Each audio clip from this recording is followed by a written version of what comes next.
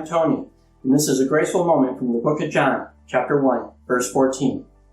And the Word became flesh and dwelt among us, and we beheld His glory, the glory as of the only begotten of the Father, full of grace and truth.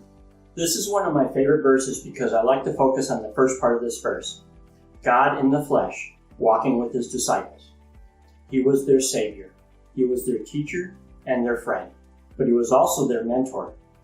Jesus showing them His character in all situations. He wasn't just teaching them. He was showing them how He wanted them to behave. In happiness, in anger, in sadness, even sarcasm. Mentoring them was changing the way His disciples behaved and interacted with others. I like to link this to my time here at Grace Church. The pastors here are mentoring an incredible amount of people. The Bible study and Sunday school teachers are influencing many people. Pastor Wayne has mentored me through Joshua's Men. This is a year-long classroom environment where about 6 to 8 men are assigned one book per month with homework and meet once per month to discuss it. Many of the men in Jerry's Tuesday Bible study have also influenced me. The pastors and leaders of this church follow Christ's example in showing how to behave and interact. One of my favorite memories in Joshua's Men was about 5 months in. We were finding that several times the men in our group were highlighting the same areas in the books we were reading.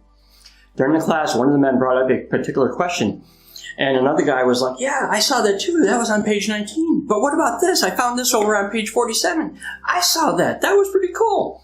This went on for about 10 minutes with all of us excitedly talking over one another and just really getting into the study. And after a while, we noticed that Pastor Wayne hadn't said a word this entire time. We looked over and we noticed Pastor Wayne sitting there with his arms crossed, and he had the Pastor Wayne grin on his face, and he was just watching us. He was, as we were going back and forth. And finally we said, "Uh-oh, what's wrong?" He said, "Y'all are teaching your own class. This is great." This was a turning point in our class. We were getting it, and our mentor approved. I have grown closer to Christ because of the pastors and leaders in this church. I felt completely overwhelmed the first time I was asked to be on the servant leadership team. I didn't feel qualified.